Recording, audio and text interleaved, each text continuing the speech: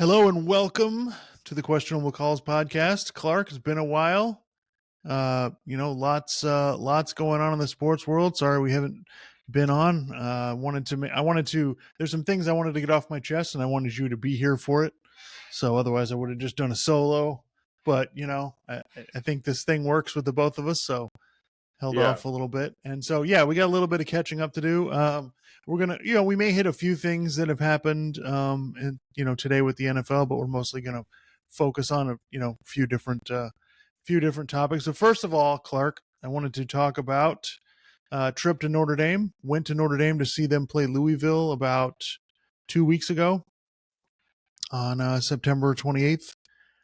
And I mean, let me just say this, Clark. I've been lucky this year. I've been able to do two things that, not everybody gets to do, and two of the most special places that you can go to watch a sporting event. I went to Augusta National to watch the Masters, and went to Notre Dame to see them play a football game. And like I told you, Clark, I mean, yeah, it's 2024, but you could have told me it was 1964 or 1924. Like I wouldn't have known the difference. Notre Dame looks like it stopped at a certain, stopped about halfway through the 20th century, and just everything the architecture is all built like that. It all looks the same. So it was so that was really cool. We got there pretty, like 11 o'clock in the morning. So we had 3 or 4 hours to just kind of hang out and go see stuff. And, got to see, saw all the stuff, watch the team walk in, which I don't know if anybody's ever watched like College Game Day or one of the pregame shows, they show the team walking from the bus into the stadium. Well, at Notre Dame, this is like a major event. They walk from, halfway across the campus on this sidewalk, and everybody flanks the sidewalk. So it's got to be like a mile. And they walk in, the band plays, they play loud music, and they all walk in together.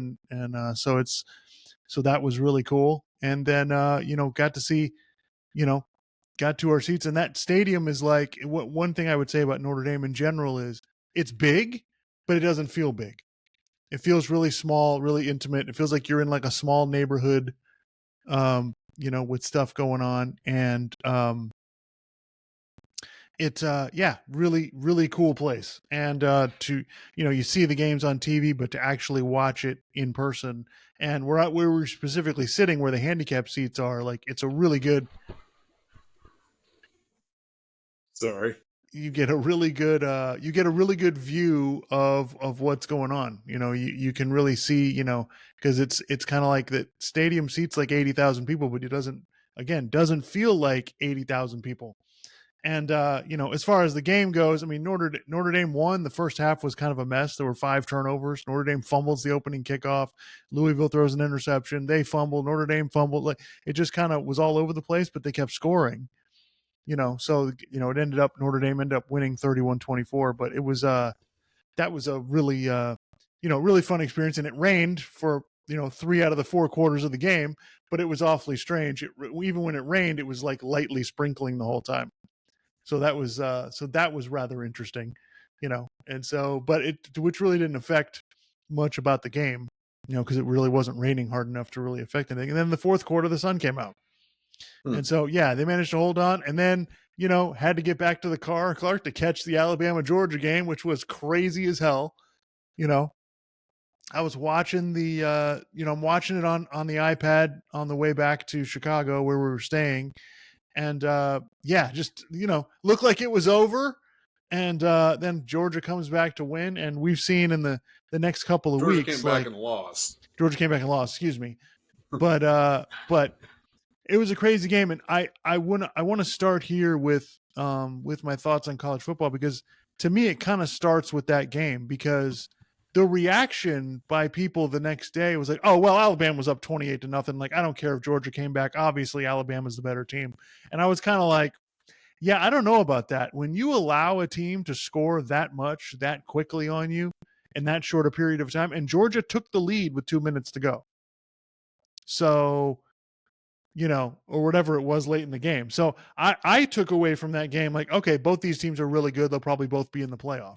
That was my consensus on it. I didn't understand the people saying, well, like Ryan Russillo going, well, I mean, when you're up 28-0, of course, yeah, you allow a team to get some. This wasn't Georgia getting cheap touchdowns when the game was over. This was Georgia like, we're coming back, and Alabama really struggling especially in the second half to really do anything on offense other than the one unbelievable play they made to the receiver at the end. So, yeah. So what? I mean, so Well, what do and you then think? they ended up losing to Vanderbilt last week. Right. They lose to Vanderbilt the next week. They almost lose to South Carolina yesterday. Yeah. It sounds like somebody in your house is still mad about it. Yes, But they're very upset. Yeah, but they're but big college football fans. so Clark, I just want to, in general, Clark, let's just start from an Alabama Georgia perspective. Where are you on those teams, and what do you think? How far do the concerns go with them? Do you feel like, okay, they'll be fine, or are you like, what, there's real danger here, they might not make the playoff? Well, I mean, they've both only got one loss, right? Right. So, and you kind of figure maybe 3 SEC teams get in. At Could least, it be yeah. 4? Could be, yeah. Possibly. So, I mean, I don't think it's necessarily time to panic yet, right? I mean, who else is LSU's already got a few losses, right? They just have one. They beat Ole Miss yesterday, so Ole Miss has two. Oh, okay. Yeah. Well, Ole Miss has 2 conference losses, so that's even more yeah. damaging. Well, both those teams are obviously really good. So, I mean, it's just going to kind of come down to, and it's kind of funny, like, yeah, college football, maybe it's going to come down to more like the NFL, where I think it's harder to really say who the better team is. It's just kind of on any given Saturday, did what, like, because that game just seemed like, I mean, the Georgia Alabama game, like, Bama just got on top of them right away and it just snowballed, right? Right. And then Georgia, like, they started to get their bearings, like, in the second half, obviously. So it's that game, to me, that game is it's really tough to take that and go, well, let me make a definitive statement about both teams. Right. It's kind of, the game, when they play each other, it's always kind of a crazy game. I mean, isn't it? I mean, pretty Yeah. much. So yeah, to me, it's just, I don't really, it's hard to really take too much from it. But it's just, I'm not going to necessarily go crazy about Bama losing to Vanderbilt because, I mean, it was right after the Georgia game. So, it's not a good loss, but, stuff like that happens. So, and, they come back, they beat South Carolina. So, yeah, I think it's just tough to really make a definitive statement about that. But again, this is the thing that people are going to start to kind of understand. It's like, yeah, you got one loss. Well, things aren't really over yet. I mean, it's really just, it's going to come down to, did you win the conference? Did you finish the rest of the season well? Like, okay. Yeah, that's what I wanted to address with you. I'm getting, like, from what everything I've gathered, I'm reached the point today where I've realized, Clark, the sports media does not understand how to handle this college football season. Yeah. They are so in the mode because forever, our entire lives, it's always, well, if you lose one game, like, that could be it, man. Like, you can't lose that game. You lose that one game, that's it. Like, and they don't know how to react to this. Where it's like, okay, yeah, Alabama lost to Vanderbilt. That was bad. Okay, but it's fine. We move on. Like, it's not, oh my God, it's over. And I just want to point out, like, everyone's trying to come up with, like, they're saying LSU Ole Miss. Well, it's an elimination game. And I'm just like, here's the deal, Clark. If you can still win your conference, you have a chance to make the playoff. Well, yeah, obviously. So if you're not eliminated from that, you're not eliminated. I know Ole Yeah. Miss lost twice already. I understand they're probably going to have to run the table if they're going to get in, but it ain't over. Yeah. And that's why I believe this college football season is probably going to be the best ever. And I'm listening to Paul Feinbaum today, Clark. They are freaking out in Tuscaloosa about Kalen DeBoer. Like, he doesn't think Alabama's going to make the playoff. I laughed out loud. I was like, what are you talking about? Like, Yeah. are you insane? What do you mean they're not going to make the playoff? And how do you know that? Like, there's no way to say that now. Yeah, they didn't play well yesterday, but Well, look, there's like we were saying, there's probably 3 spots for the SEC in the playoff, right? The conference if champion not and then more. 2 at large, possibly one more, maybe two. I mean, again, we'll see how it goes. But so yeah, it's basically like, to me, it's basically like, okay, are you one of the 2 best teams in the SEC? And clearly, it's got to be. I mean, Georgia and Alabama, they've clearly got to be probably the 2 best teams, right? Well, 2 out of the 3, Texas. Oh, Texas. Oh God, I Right. forgot about Texas. Yeah, Yeah. Texas is probably the best team in the SEC right now. Right. Um, they won, right? They beat Yes, they Oklahoma. beat Yeah. Oklahoma.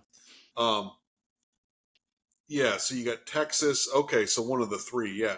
So yeah, that 4th SEC team getting in, that can become a little dicey. But again, it's not to a thing like you're saying. It's not where, oh well, they're out. No, they're not.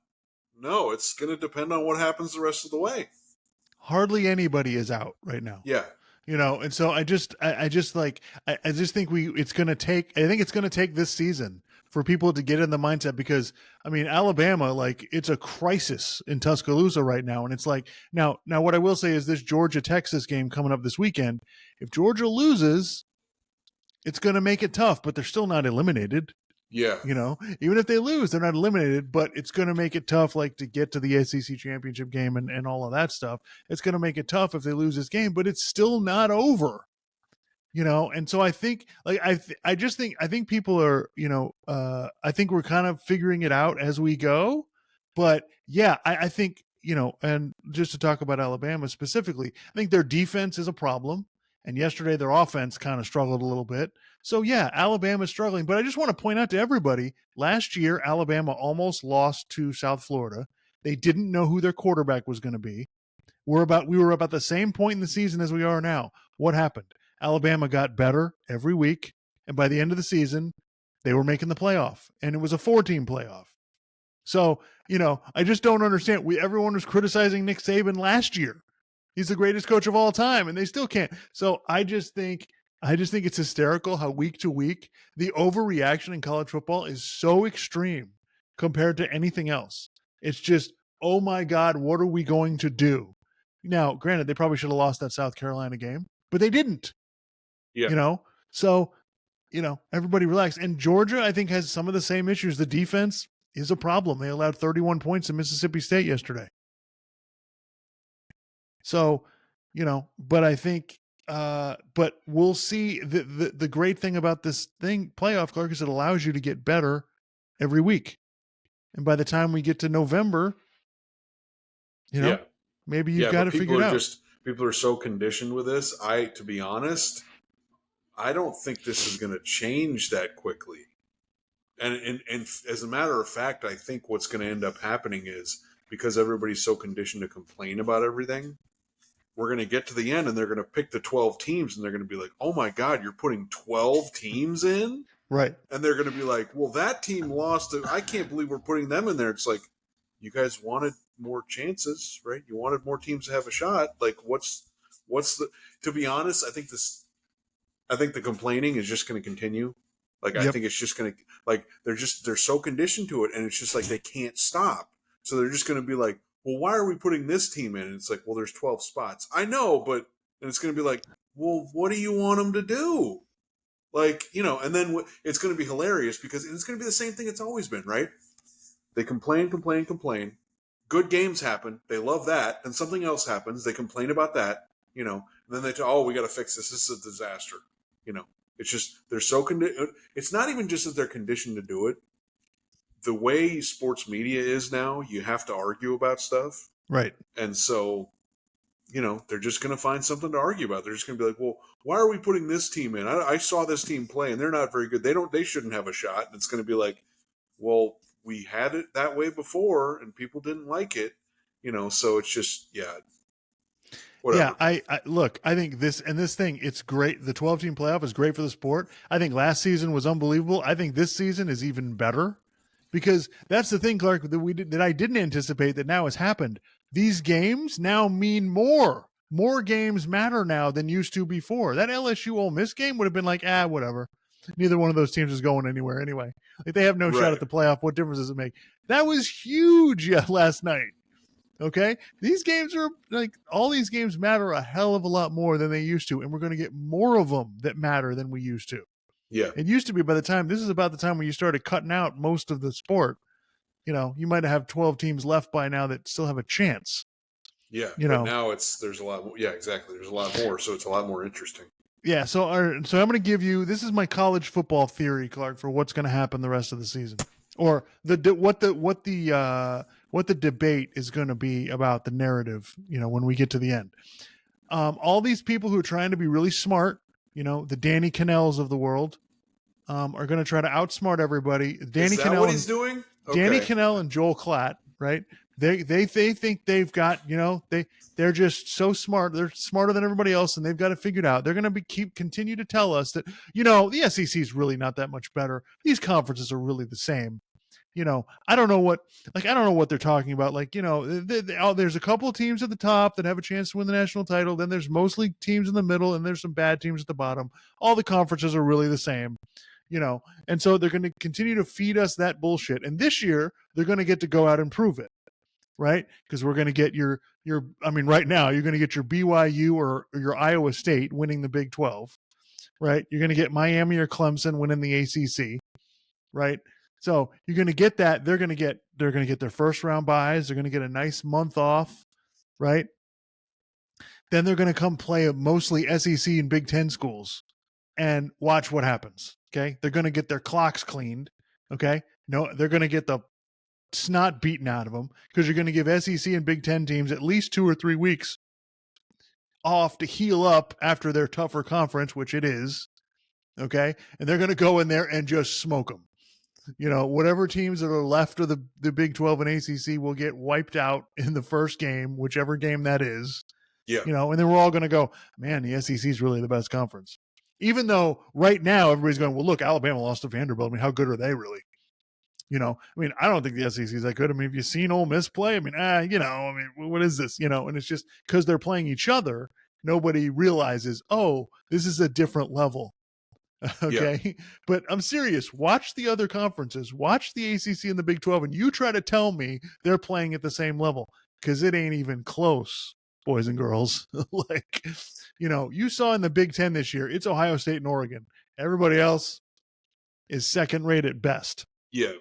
So, that's my theory about what's going to happen. And they're going to try to, like I said, the smart media people are going to try to use, well, the ACC had a better record against the SEC this year because they beat Mississippi State. And I was going to throw Vanderbilt in there, but I'm not going to now. They beat Vanderbilt in Florida, and, they beat all the crappy teams in the SEC. So that means, the conferences are really close.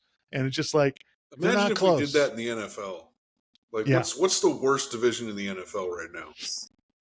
I was gonna say the AFC South, but maybe we thought it would be the NFC South, but I think Tampa and Atlanta are pretty good. Okay, so say it's the AFC South, and somebody goes in and beats they beat Tennessee, and then they beat Tennessee, Indianapolis, Houston, and Jacksonville. Oh, okay. Somebody goes and beats Jacksonville and Tennessee, and then we go, well, I mean, this team from this other division, this means this other division is clearly better than the AFC South. Now, maybe that's a bad example, but it's like, yeah, but did you beat the Texans? Oh, no, they didn't play the Texans. Well, what right. Are we talking about here? What, Right. It's like trying to tell me Iowa is one of the best 12 teams. You know what I mean? It's just like, no. In what world? Right. And so, yeah, I just think it's hysterical that we're going to you're going to try to act like these conferences are the same. They're not even close. If you watch Miami play, they got Miami ranked ahead of Alabama. All I do is laugh my ass off. I'm just like, you were losing by 25 to Cal. Okay. Yeah. Virginia Tech basically had you beat. Vanderbilt also beat Virginia Tech, by the way, so it's just like, it just makes me laugh. Cause it's like, I'm watching and then Danny Cannell sends out a tweet. We should be basing these rankings on resume, not on brand. And I'm like, resume should matter even more than ever. Really? Then why is Miami in the top 5? Okay. They've beaten no one. Don't tell me they beat Florida. Congratulations. I mean, come on. Miami has no resume to speak of. Until yesterday, Ohio State had no resume to speak of. Like, if I was ranking the teams, I wouldn't even bother putting, if you don't play anybody like Tennessee and Ohio State until this week, I'm not even putting you in my rankings. Like, forget it. Play somebody, and then we can talk. But until then, I'm not putting Miami ahead of Alabama. What are you, smoking crack? They lost to Vanderbilt. Yeah, Vanderbilt beat Virginia Tech, which basically beat Miami. Yeah. So, I think transitive property doesn't really work. But anyway, so If yeah, you want to that's play that. that game, we can. Yeah, that's my theory. Also, I think a 3-loss team is going to get in the playoff. And like you Okay. said, there's going to be a lot of nonsense about it. I think it's going to happen. I just think these teams are going to beat the hell out of each other, and we'll see how it goes. But anyway, before we move on to the NFL, the Ohio State Oregon game was tremendous. I said before the season I really like Texas and I really like Oregon, and now listen, that Oregon Ohio State game, that you could have told me that game could have gone either way. It's a field goal. Somebody makes a field goal. Somebody doesn't. Whatever. Ohio State kind of screwed it up on the last drive. So either way, that I feel about Ohio State the same way I feel about Alabama and Georgia. Those two teams are really good. They'll be in the playoff. Yeah. That's what I think. And Ohio State's really good. They just came up a little short in that game. Oregon played way better than we were expecting based on the way they had played, the first 5 games of the season. Yeah. So they showed up in a big time way, and Oklahoma really misses Dylan Gabriel. That's all I can say about that. Yeah. So yeah. So I think that that was really, really awesome game yesterday. And I just think we're just going to keep getting the Clark. This weekend, we got Alabama, Tennessee, and Georgia, Texas. Like, come on. This is going to be fantastic. Yeah. No, it's exciting. Yeah. Looking forward to it. Oh, and I wanted to shove this in there. So I texted you that I think Dan Lanning, that's Oregon's coach, has a little Brandon Staley in him. Oh, he definitely does. Mr. refused to kick field goals. So I just want to point out this scenario. So it's in the fourth quarter, right? Oregon, I think, was down. I think they were down by 1. And they had 4th and goal, like inside the 5 or whatever. Like, no, we're going for it. They go for it. They don't get it. If they had just kicked a field goal there, then at the end of the game, when Oregon has to kick a field goal to take the lead, they would have already had the lead, number 1. They could have tried to run the clock out. Number 2, they would have kicked a field goal there. They would have been up 4. They forced Ohio State to try to get a touchdown. Ohio State couldn't even get a field goal. So they would have been in a much better position. So I know it worked out in this game. It's one of these things, like, it's just terrible for situations like this, that it worked out for him, because now he just thinks, no, I'm totally right. I don't know what you're talking about. And it's just like, no, guys, these games are going to be, especially when you're playing a really good team, these games are going to be decided by, a few things here and there. Take the points when you have them. You got to, I don't know how we're going to get this across, but I just feel like, Oregon did this last year against Washington. I just feel like He went for it 5 times and didn't get it 1 time, and they lost by like one possession. Yeah, I feel like he's going to screw this up at some point in the future, and it's like, dude, just take the points, man. Just keep. Yeah. And if you watch the Chargers, watch the Chargers Broncos game today. The Chargers, they just kept getting down in field goal range and taking the points. They're up 23-0. And they needed most of the points because Denver kind of came back, got a couple touchdowns at the end. It got kind of interesting. There was an onside kick. But the Chargers did just fine because, you know what? They kept taking the points. Well, let me give you another example. So from when the Chargers played the Chiefs like 2 weeks ago, so the game was tied at 10. Now this was toward the end of the game. The game was tied at 10, and they had like 4th and goal. It wasn't from the 1, but it was pretty close. Okay, now they went for it. They didn't get it.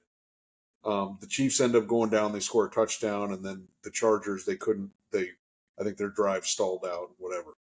So, there's a part of me that's like, oh, we'll just take the 3 points. But I mean, you don't know if you're going to get down there again. So it's kind of like, all right, well, we're down here now. Let's try to score a touchdown. So that way, if they score a touchdown, it's tied. In that scenario, I'm more okay with it because it's like, all right, it's toward the end of the game. Like, I get it. If you get that, like, if you only kick the field goal, I mean, if they had kicked the field goal anyway, they still would have lost. But right. I mean, granted, you could make the argument, well, then you get the ball back and then you can try to take the lead. And it's like, okay, But I mean, you still would have had to go down and get more points, and they were unable to do that. So in that scenario, I guess it kind of worked out. But the Oregon thing you're talking about, it's like, guys, just kick the damn field goal. I don't. If a field goal ties the game, gives you the lead late in the game, usually it's like, well, just kick it. I mean, and the thing is, again, and I've said this before, if you're going to go for it there, you better get it. Yeah. Because if you don't get it, then you get nothing out of it, and then it's probably going to come back to bite you in the ass, which it often does. Yeah, the only time I'm for going for it is if if we make this, we win. That's the only time I'm for it. Like Right. yesterday, Florida on Saturday. Yeah, yesterday. Florida was playing Tennessee, right? Florida tied the game or got the touchdown. They were 1 point down with 29 seconds to go. And it's like everybody in the meeting, I agree with all the media people on this. They're like, go for the win. Yeah. Because to me, if it's under 30 seconds, go for the win. You're on the road, right? If it's at home, I think twice about it. But you're on the road. You're like Florida has not been good this year at all, right? The coach is probably getting fired. You know what I mean? Like, I'm not saying you save your job if you make it, but what do you got to lose? Right. And it's just like, go for it. And then they end up losing the game in overtime. And it's just like, guys, and by the same token, like LSU, last night they tied the game. They didn't have the opportunity to go for two in regulation, but they tied the game, and then they went to well, I'm sorry, no, I'm wrong. They could have gone for two at the end, and it was like, and Brian Kelly said, look, we're at home. Like, we had spent all this energy to get back in the game and tie it. I just didn't feel like we should put it in one play right there. And there was only there was less than a minute to go. It wasn't a lot of time, but it would have been like Ole Miss had timeouts. Like, they still had a chance to come down and try to win the game, even if you get the 2 points. So he went to overtime, and it worked out. They won the game. But yeah, I think I think there are situations where it's like, we can win the game right here. If it's 1 yard you need, and it's like, all right, that's it, we win if we get it, then I completely understand it. But these situations where it's like, you don't even like, especially like, at least in the Oregon game, it would have been a touchdown. But most of the time these guys are going for it, there's really not even any benefit to it. It's like, oh, okay, we might be kicking a field goal in 3 more plays. So it's like, what so it literally makes no sense. Well, And you're not going to win the game kicking field goals. So, yeah. Yeah. Yeah, even though games are won every week kicking field goals. God. This is again why, like, when people have all this talk about who the commentators are and all this stuff, this is again why I don't care, because commentators, a lot of them ex-players, are always the ones going, oh, you should just go for it. You're not going to win the game kicking field goals. And it's like, come on. It depends on what the game is. Right. And I mean, Oregon got lucky. I don't want to say they got lucky, but they were fortunate at the end. Ohio State committed an offensive pass interference call, which you just never see. So that pushed them back 15 yards. And then they didn't realize that even after the penalty, like, once the ref blows the whistle, the ready for play, the clock's going to run. So they let like 30 seconds run off the clock. And then the quarterback just tries to run and then slide down, but he slides down with 1 second left in the clock run. So it was just, it was one of those things, where, yeah, Oregon got away. It was like bad game management on both sides, but Oregon managed to get away with it. Yeah. So anyway, yeah, it just makes me laugh. All right, so let's move on to the NFL, Clark. The Dolphins didn't play today, but do we want to talk about the Dolphins? Are they off this week?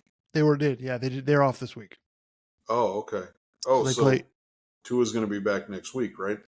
No, he's still. The next week will be the 4th game.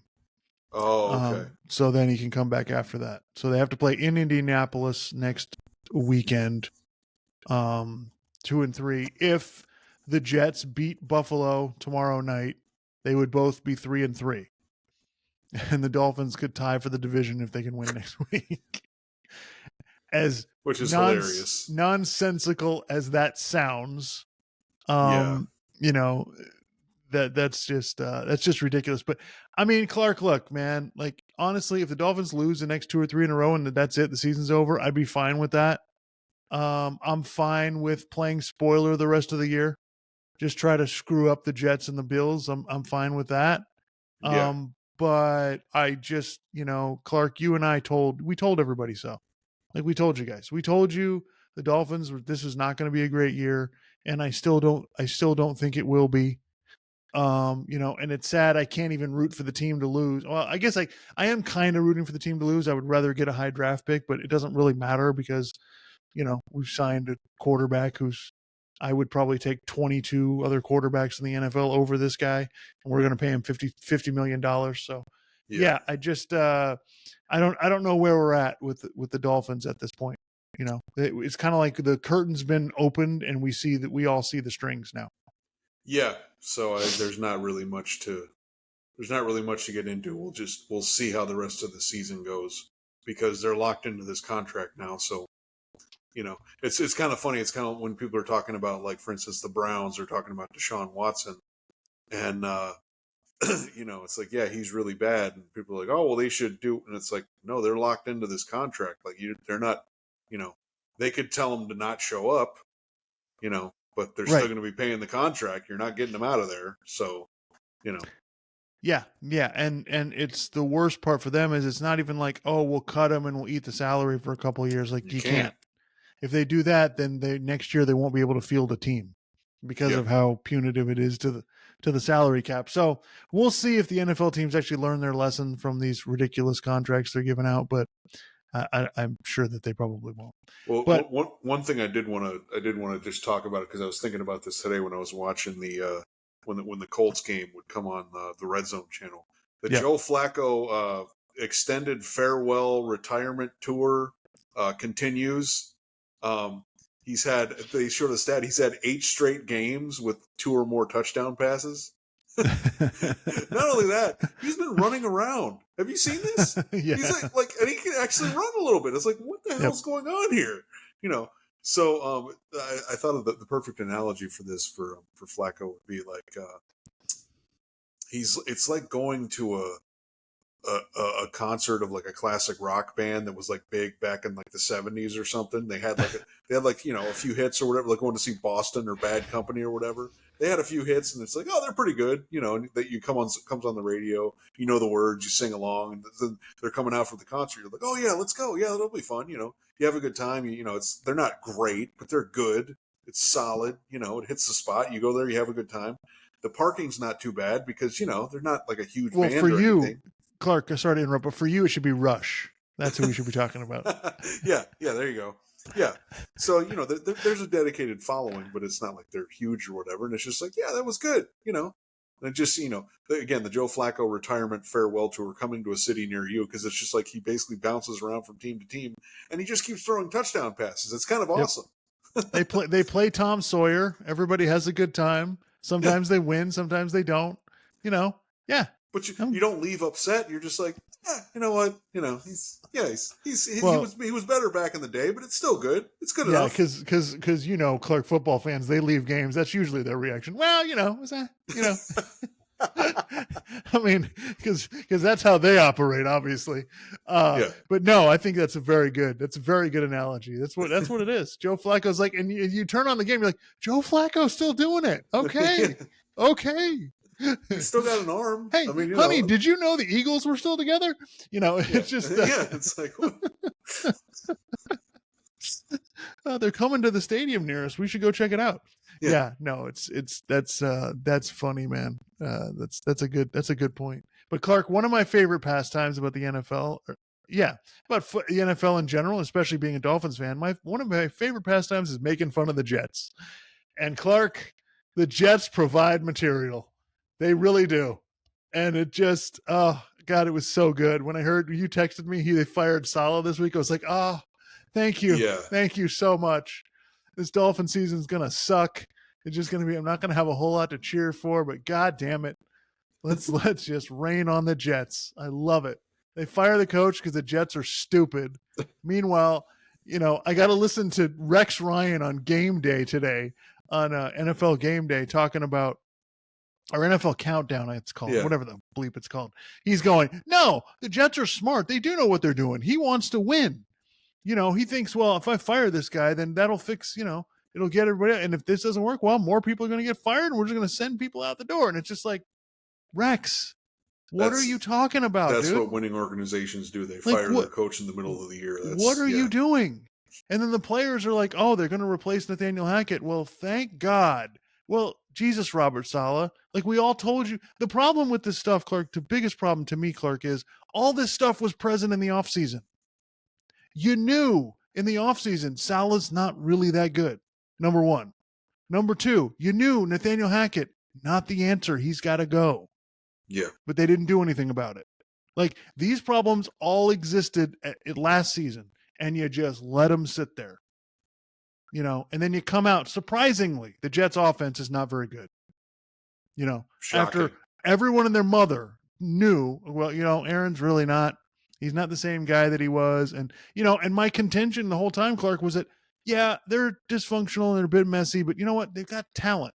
Like the Cowboys make the playoffs every year just because they have talent, not because they're well run or they know what they're doing. Yeah. So I thought, oh well, all right, the Jets, they've got enough, like they're talented enough, and yeah, I may have just missed the boat on it. Now hope maybe this shakeup will work and maybe it'll help, but it's just the same nonsense from the Jets. Of course, we're going to fire the head coach, and they go over to London, and Woody Johnson's got all his buddies in the box watching his team play in London, and they suck. And he's like, you know what? I really don't like this. And then you hear, like, you listen to the people in New York, and it's like, I don't understand how the New York media thought this team was going to be good. They rip them incessantly. Mike Francesa was like, well, Woody Johnson didn't hire him. His brother did. Well, you told me, Mike Francesa, that when the Jets got Aaron Rodgers, well, they're right there with Kansas City. They're right there as Super Bowl contenders. What are you talking about? You guys all hate the owner. He's a moron. You know it. You say it all the time. And then you're telling me the Jets are going to be Super Bowl contenders. What the hell is going on? Anyway, I'll let you have the floor because good Lord, this is it's just really funny. The one thing that I just don't understand about like Jets fans, okay, your team has basically been a mess I'm 42. Your team's been a mess for basically my entire life. Right. When any little sliver of any little thing starts to go right, they become cocky as hell. What? Where? It's like a rational confidence guy in an NBA game where he just starts jacking up threes that aren't going to go in, but he just keeps doing it. You're like, what's wrong with you? And he's like, well, I mean, I made that one, so, the rest of these are going to go in. And it's like, no, they're not, dude. What are you doing? Well, and the other thing is that I just think with the Jets, like Aaron Rodgers is clearly not done, but it's just, he's just nowhere near what he used to be. And also, I do think that there's something people need to understand. I think people are starting to realize this now. Matt LaFleur is a really good coach. Yep. And I remember when he first got there, he said to Aaron Rodgers, like, no audibles. We're running this, right? They ran the ball really well, and they kind of kept it under control, whatever. And Aaron Rodgers was really good. And now with the Jets, Nathaniel Hackett clearly doesn't know what the heck he's doing. And it's kind of a disaster. So, I'm not really surprised by it. And I also, is Aaron Rodgers going to play past this year? I don't know. We'll see. But yeah, he's clearly not. He's still got some mobility, but it's just also I think people need to understand like the system you're playing in is a really big deal. Even though we don't really understand all the stuff that goes into an offensive system on an NFL team, but I think that's a really, really, really big deal. That it's not talked about enough, mainly just because we don't get it. Regular people, sports analysts, we don't understand it because it's much more complicated than pretty much any other sport, right? But that's really, really important, and you see it for instance, you've seen, I mean, Derek Carr, I know he got hurt and he didn't play this week, but, he's never really gotten elite coaching on offense, but this year, there were times this year you're like, oh, wow, he's pretty good, because he's got Clint Kubiak and they seem to be running a better system and they got some talent around him. And it's like, well, yeah, he never really had that in Oakland. It was just Oakland or Vegas or whatever. It was just always kind of a mess. And that's a really, really big deal. Yeah, I think coaching is really, you see the value of it here. The Jets have a talented team, but they can't do anything because they're held back by the coaching, the system, the whole thing. And it's like, I don't think Aaron Rodgers is great, but you put him in the right system and, coach this the right way, it could work, Yeah, And yeah. so you just, you see that all the time. It's just like, and that's I guess that's one of my problems with the NFL is just like, there's 6 to 8 coaches who know what they're doing. The rest of them, it's not even worth talking about, Yeah. And so if you don't have one, I mean, forget it. It really doesn't make any difference how good your players are.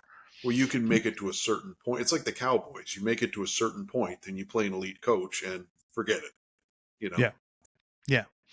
All right. So yeah, the Jets are a laughing stock as usual. Let's see. Let's see what happens. But it would be hysterical for the Dolphins. I mean, if the Dolphins are going to be in the toilet, I want the Jets to be in the I just toilet want them too. to beat the Jets once. I just think that'd be great. Just Oh yeah. wherever the game is, it's just even if the game is ugly as hell and it's like some last second BS that allows the Dolphins to win the game, I don't even care. That'd be even better actually. So yeah, we'll see. Yeah, that would be great. So I mean, Clark, have we solved the rookie quarterback problem? Because I mean, Caleb Williams, I don't know if you watched, was awesome today. Yeah, it He looked had pretty an good. It looked pretty awesome game. Jaden comfortable. And Daniels like, was okay. He played against Baltimore though, so it's not like I'm, yeah, I'm not it was freaking out. close at the end. I mean, and Yeah, you look at the throws he's making. He's really accurate. He looks really comfortable. Like he looks like the real deal. yeah. The 2 throws that Caleb Williams made for touchdowns today, like one was a fade route to Keenan Allen, and one was like a back shoulder, like just awesome stuff. And then Jaden Daniels, the touchdown pass, and then he had a pass near the goal line where the guy wasn't even open, and he just got it to him. It's just, yeah. And Bo Nix is, Bo Nix is okay. He's not awesome, but he's playing okay. He's hanging in there. I don't think he's going to be a superstar or anything. And we saw Drake May a little bit. Drake May made a couple of plays today. Yeah, it Had looked 3 all right. touchdown passes. So I mean, the Patriots really suck. So I think it's fine that they got him out there. It cracks me up that there was all this debate. Oh well, we can't put him out there because the offensive line's bad, and we can't do whatever. And it's kind of like, dude, if the guy can play, he can play. Like, you don't need to worry about you know. I do think you need to be smart about it. And if I'm the Patriots, I'm not really trying to win games. That's just me. But I know people don't want to hear that. But yeah, I've been really impressed with Jaden Daniels. I think Caleb Williams the last couple of weeks, especially, has been really good. I'm not saying they're going to tear up the league. I'm not saying they're going to be, win the MVP this year. Their team's going to or contenders or anything. I'm just saying those teams have something that they can work with, Yeah, and that's good. That's good for everyone. I didn't know what the hell the Bears were doing the first 3 weeks, but they've been maybe much they figured it out. Yeah. much Now, better the granted, they were last 3. beating up on the Jaguars, who are just bad. Yeah, the Jaguars. Talk about a coach that should have been fired He's first. going to get fired. Yeah, I mean, that's no doubt. yeah, I mean, either during the season or in the off season, he's going to get fired. yeah, So yeah. That was pretty funny. The other thing I want to talk about, I mean, not that we didn't see this coming, but man, the Cowboys suck today.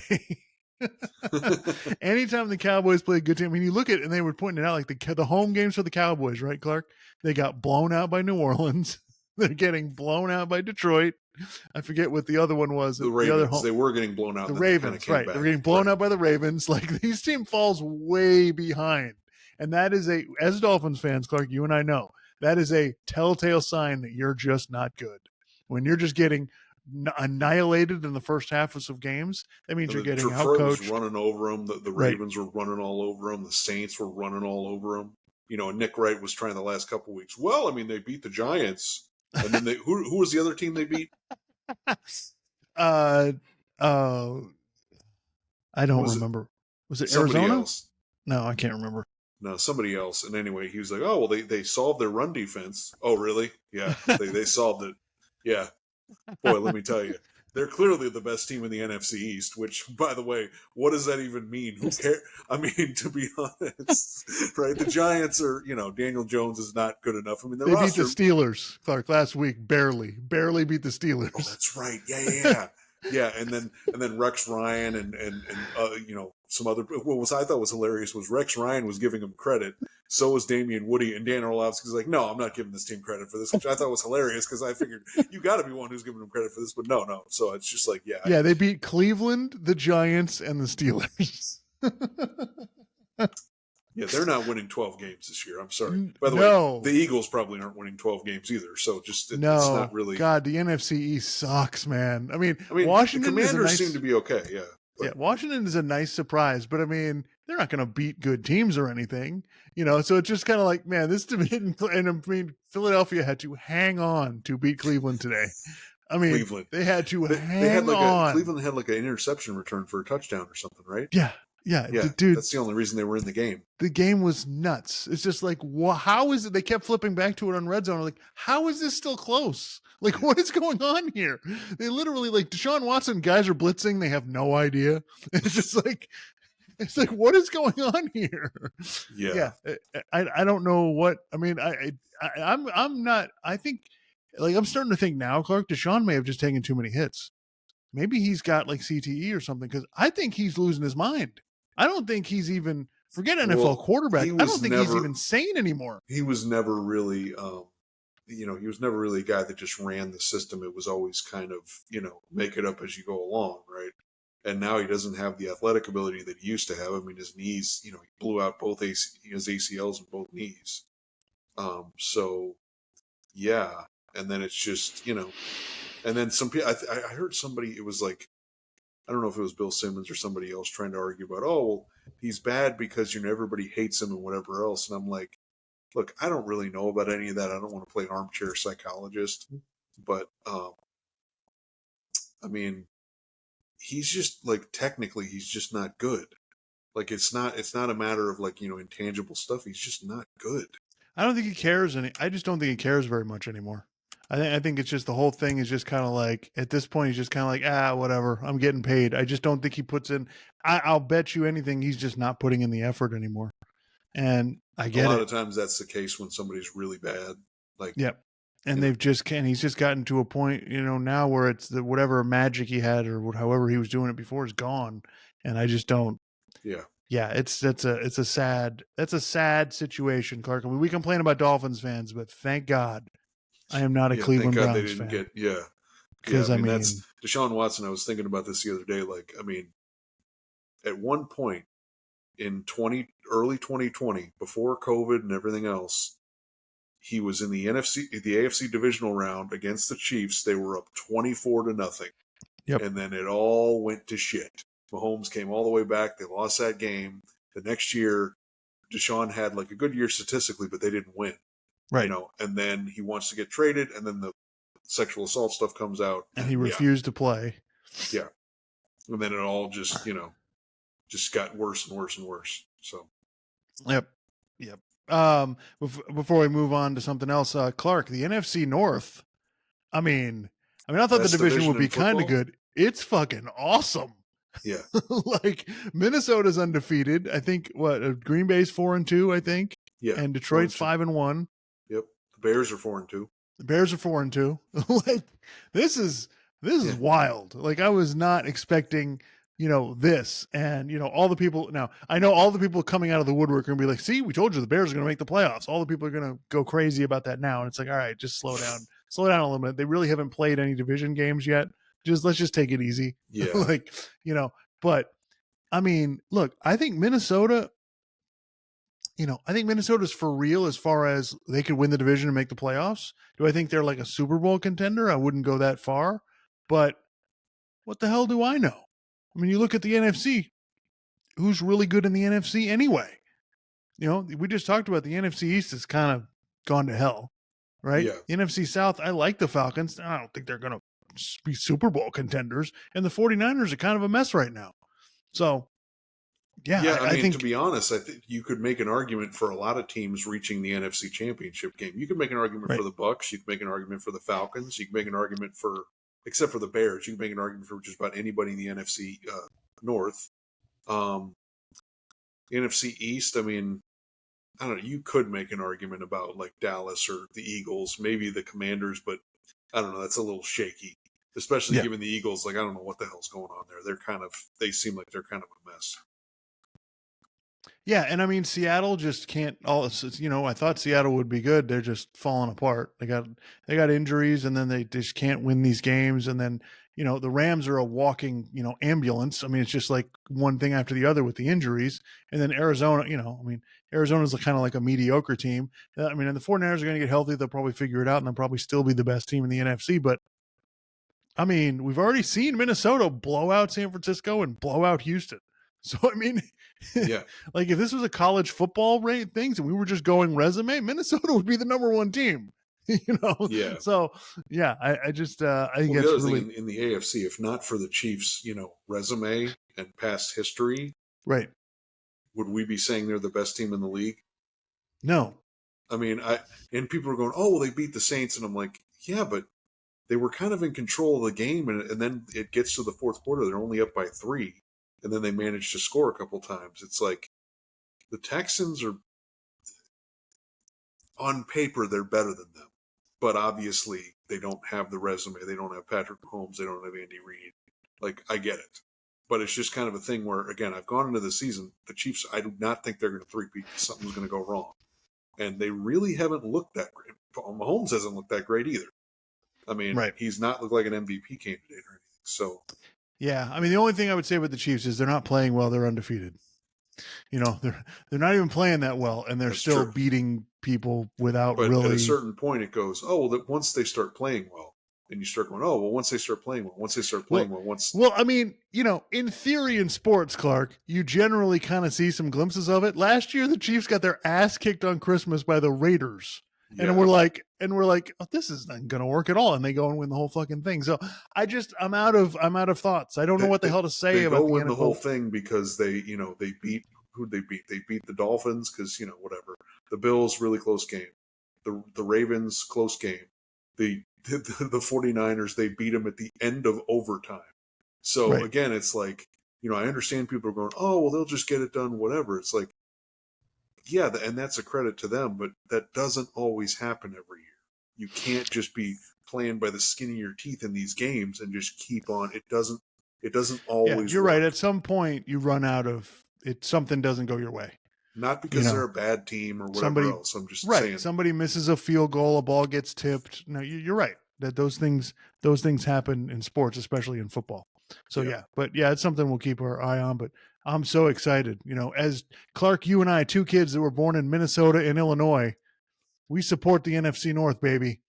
sure, yeah, um it's better than supporting the Dolphins. it's a very good point by you there. All right, so before we get out of here, Clark, there was a big NBA trade. We got the season coming up, and speaking of basketball, but like folks, if you haven't watched the WNBA finals, like first two games, man, game one was ridiculous. There was a 4-point play at the end. Somebody had free throws to win, and they missed them. It went to overtime. Like it's been, I didn't know there was this amazing women's basketball to watch. I feel, I'm sorry that didn't, that I didn't get a hold of that until now, but this is where we are. But anyway, so there's a big trade in the NBA, Clark. The Knicks traded Dante DiVincenzo and Julius Randle, and they traded a draft pick to somebody else, to a third team, but to Minnesota for Karl Anthony Towns. Uh, I'll just get so. First of all, I mean, what do you think? Who do you think? Who do you like better off in this trade going forward, and what do you think of it in general? Um, that's tough. I don't know because there's obviously there's good and bad. I mean, um, the Knicks, they're kind of, just taking a big swing. They're kind of going all in. They got Mikal Bridges, you got Brunson, obviously, Karl Anthony Towns. You knew they wanted to get rid of Julius Randle, so I could potentially see it working out better for them. But at the same time, there's an unknown with like Anthony Edwards. Like how good is he going to be? Like because we've seen some glimpses where like if he's going to be knocking down mid-range shots and like taking over some of these games, then he's like a franchise changing player. Is he that? Or we're just going to get glimpses of that? Because if you get that, then he's not even in his prime yet. Like theoretically, moving forward, the Timberwolves could be much better for much longer. But again, in the Knicks, the problem with Karl Anthony Towns is, the Timberwolves already know this. Like in big games, a lot of times he does some stuff that you're like, what are you doing? He makes some bad decisions and makes some bad plays. And he's not necessarily like a rim protector, even though he's 7 feet tall, right? I mean, he sort of is, but he tends to play out on the perimeter and stuff, which he's really good at. So, yeah, it's short term. I think maybe the Knicks are better. Long term, possibly the Timberwolves are better because they got out from that contract, and they still have Gobert to be a rim protector. So I think it's a matter of how is Anthony Edwards going to take those next steps over the next couple of years? All right, but do you trust Karl Anthony Towns? No. That's my point. So look, I think this is really easy. I think this is really simple. Okay, the Minnesota gets off that terrible contract, paying Karl Anthony Towns upwards of $50 million a year for the next 4 years, and I just think, I think it's obvious. Like the Minnesota, yeah, you do this. Like now, what the only thing that bothers me from the Minnesota side is I think they should have gotten more for him, but I think Julius Randle can play for them, and I think DiVincenzo's a really good shooter. So right. I think they didn't get nothing for him. But to me, it's like, man, I just feel like I would have gotten more than that. I just feel like they got kind of shortchanged on the the return that they got on the investment. But to me, like, I can't wait until the Knicks fans get to see Karl Anthony Towns do his bullshit in playoff games. I can't wait until that stuff starts to happen, because trust me, the Knicks fans will turn on you in a second. Okay. As soon as they realize you're screwing them over, you're not doing what you're supposed to be doing, and he's going to be just like he was in Minnesota in the playoffs. He'll show up one game and be non-existent in other games. Right. So I think this is a reach for the Knicks, because I don't know why you're doing this right now. Now you've just locked yourself into this contract with him, and you're completely stuck. You really don't have any other moves to make. And like I said, when they got the Bridges trade, it's like, okay, great, we're collecting role players. Fantastic.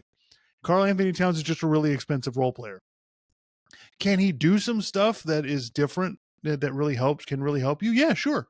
A big guy that can shoot like that is really valuable in basketball. There's no doubt about it. But to me, I just think it's hysterical to me that people are like looking at this as like a Knicks win. I'm just like, are you kidding me? Like, this is great for Minnesota. This is perfect, because I don't think they're going to keep Julius Randle, to be honest with you. Maybe they'll keep him a year because he's got a year and a player option. Maybe they keep him a year, but I think they dump him after that. I think that, and then they get the flexibility of doing what they can do with that spot. And I think Gobert, it proved they can make this work with Gobert, right? Yeah. And I think that they've got all these other pieces. They got these young guys. They drafted they got a guy in the draft who's a really good scorer. They can come off the bench.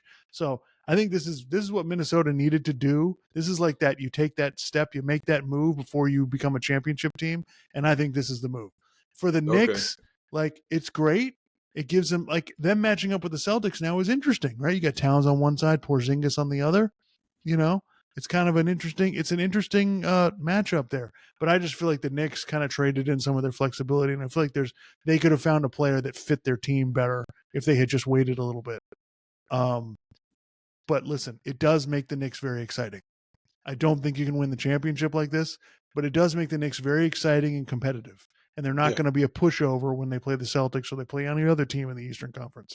So, but again, like I said, Karl Anthony Towns is going to be Karl Anthony Towns. And this is how it's going to go. And we'll see how it goes in New York. Now, he has the ability, because he's actually a really good dude. He's a good dude. He's a nice guy. I think he has the ability to really endear himself to the fans. He plays hard. He's emotional. I really think he could do that. But the problem is, do the benefits outweigh the cost? And does this turn into a Philadelphia situation where they're going to start booing him when he starts doing dumb stuff? Because you can get away with some of that stuff in Minnesota and nobody really cares. New York's a different animal, baby. Different animal. Wait till Spike Lee's yelling at you. Yeah. So yeah, I think I understand why both teams did it.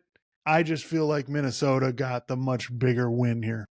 I feel like the Knicks could have done, if the Knicks would have just been a little more patient, they really could have done something that solidified the team. And now this is it. This is your roster now. So we'll see it. Not that the roster isn't good. It is good. Right. But yeah. But if you just look at it from the perspective of they turned Julius Randle into Karl Anthony Towns, well, that sounds pretty good, doesn't it? Right. But Karl Anthony Towns makes more than twice as much money as Julius Randle does, so that's the other issue. Right. Anywho, so yeah, Clark, I'm really looking forward to baseball playoffs. We got the league championship series in both leagues this week.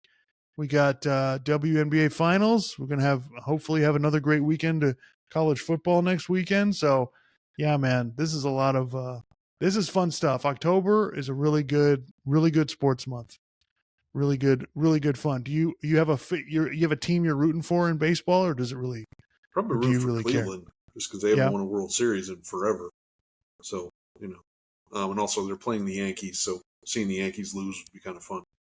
Although I that's don't know, true. I feel like the Yankees are really good. So The Yankees are good, but they're not unbeatable. They're good, but they're not like, oh my god, what are we gonna do with this team? And like Aaron Judge hasn't. But the only scary part is Aaron Judge really hasn't done anything yet, and they're right, winning anyway. I kind of like the Dodgers, but the Mets are a fun team too. Like, yeah, and I'm not going crazy about rooting for New York teams, but the Mets have been exciting. Like the way they beat Philadelphia, that was impressive. Anyway, all right. Thank you, everybody, for tuning in. We will try to get back on next week or so, update you on everything, and everyone have a lovely evening.